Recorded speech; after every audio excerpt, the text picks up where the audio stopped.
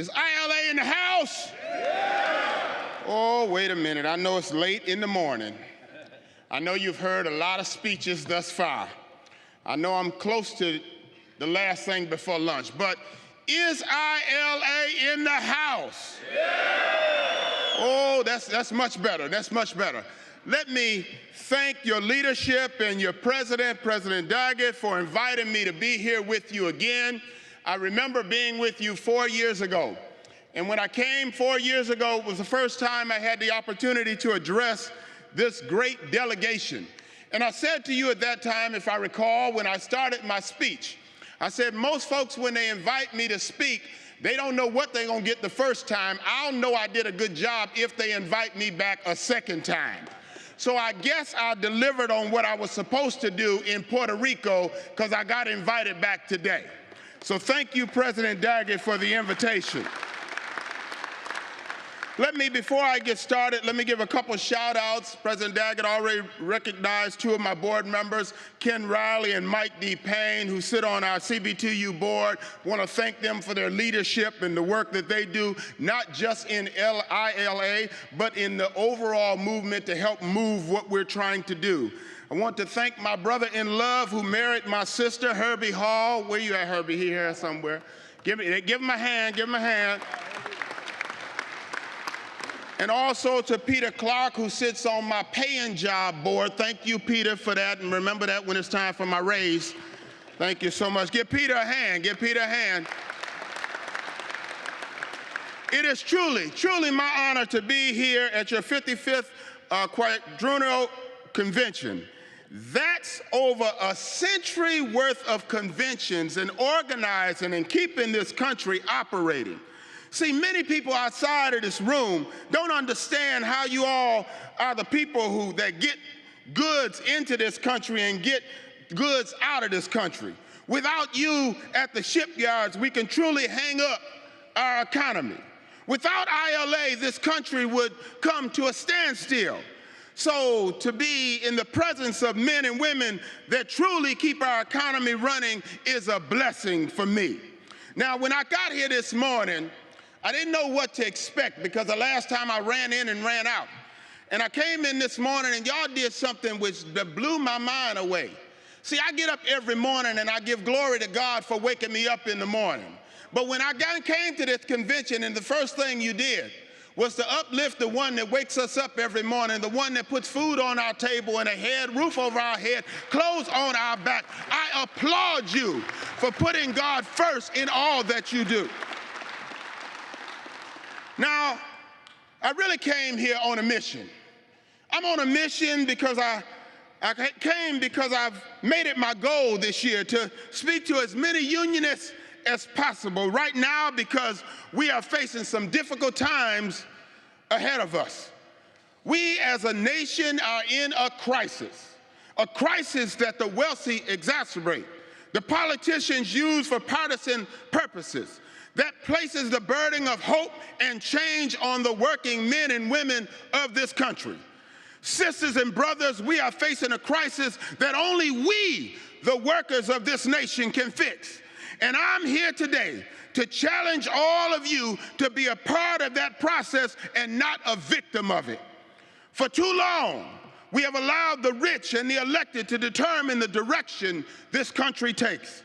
We have permitted foreign money to influence our elections. We have allowed corporations to write legislation, and we have let politicians sell their souls to the highest bidder. We as the people, the citizens, the fabric of this nation have failed, but it does not mean that all is lost. I love history. It is the best teacher that we have because it shows us our failures and our successes. History has shown us that unchecked power, unbridled capitalism, unrestrained corporation, corruption will only breed and produce societal evils.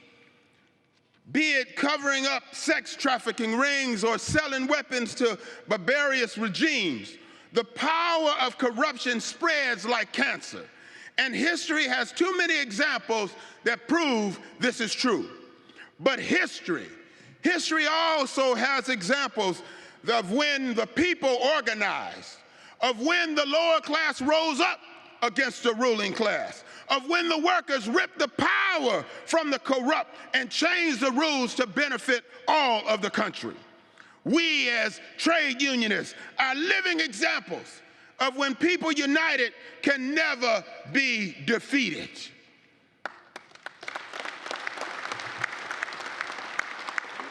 And today, my sisters and brothers, more than ever, we need to remember that and build on it. You all negotiated an amazing contract with protections for automation, a contract that is not just looked at by unions in this nation, but looked at by unions across this globe as the standard, the benchmark that we all ought to be looking for in unionization, in contracts going forward. This, my sisters and brothers, is the vision that we need, the power we need to harness, the foresight we need to make tomorrow better than today. For years, ILA has stood as a beacon of union power, willing to exert your strength, to bend the will of the wealthy.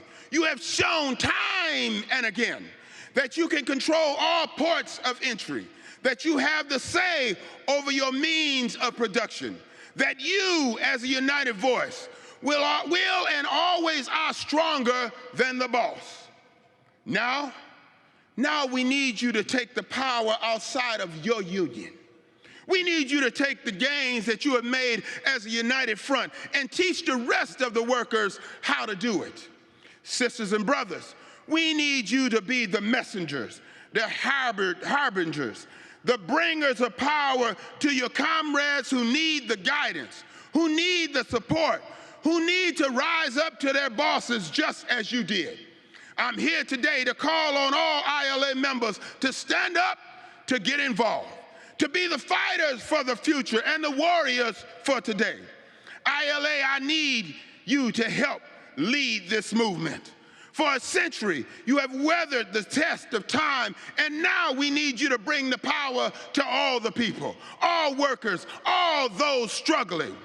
You and your mighty union need to show us how to make a better tomorrow.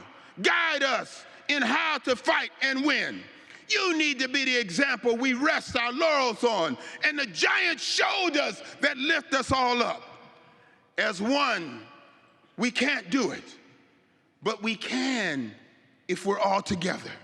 If you and you and you and you and you all join together with your brothers and sisters in the movement, with your family, your cousins, your friends, if we all start joining hands together, then we can take this country to a place where it ought to be, a place where our diversity is something that we live up to as our true strength, a country where no matter what the color of your skin, no matter what your sexual orientation, we are one. Black, white, yellow, and brown, we are one. Man, women, gay, and straight, we are one, and we need to lock arms together and tell all of them that are trying to divide us that we will stand together and we will never be defeated.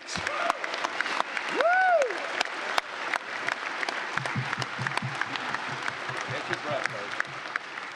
Brothers and sisters, it is our mission. It is our calling, our mandate to make tomorrow better than today. I truly believe that when we were born on this earth, that we were all touched by the Master. And when we were touched by the Master, the one thing that he said to us is that you are to leave this place I gave you a little better than it was when I brought you on the scene. So that is our mandate, brothers and sisters. That is our calling, and that is our duty, to make the lives of our children better than ours, and to make sure their legacy to keep fighting for, a dream to keep striving for, a mountaintop to keep climbing towards. It is our duty to make sure that we do not fail, because failure is not an option. Failure is not a choice. Failure is the white flag that our enemies rise when we dance in victory. It is our time to take back this country. We have to stand up. We have to rise up. We have to march. We have to rally. We have to resist at all corners, all angles, and all turns. We have to stamp out our legacy of equality and justice into the DNA of our future leaders, and we have to do it now. Because if we do not invest in the legacy of our future, we will be investing in the funeral of our movement. I want to say that one more time because I want you to get that. If we do not invest in the legacy of our future, we will be investing in the funeral of our movement. Sisters and brothers, I'm not ready to go to the funeral of the labor movement. I'm not ready to go to the funeral of the progressive movement. I'm not ready to stand up and let the white supremacists take over my country where my forefathers fought and died. So I have a right to vote in the elections, where I have a right to stand up and say what's just and right, where I have a right to a decent job, where I have a right to a decent education, where I have a right to decent health care. I will not back down. I will not give up.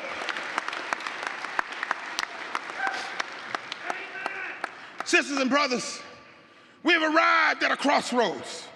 The work that we must do is not just in our union movement. It is in and for our society as a whole. So I need you to get engaged like never before. Are you ready to get engaged and agitated? Are you ready to hold candidates accountable? Are you ready to pack up a lying president and send his ass to packing? Are you ready to fight for a fair and accurate census count? Are you willing to march as long as it takes to make our communities safe from gun violence? Then I call on you, ILA, stand with me. Stand with me if you believe in quality public education. Stand with me if you believe in affordable health care for all. Stand with me if you believe in a fair and just criminal justice system. Stand with me if you believe in an economy that works for all. Stand with me if you're going to hold them damn politicians accountable for what they say they're going to do when we put their asses in office. We will take America where it so desperately needs to go. We will never, ever leave the battlefield. Join me. Join the battle. Let's kick some ass, ILA.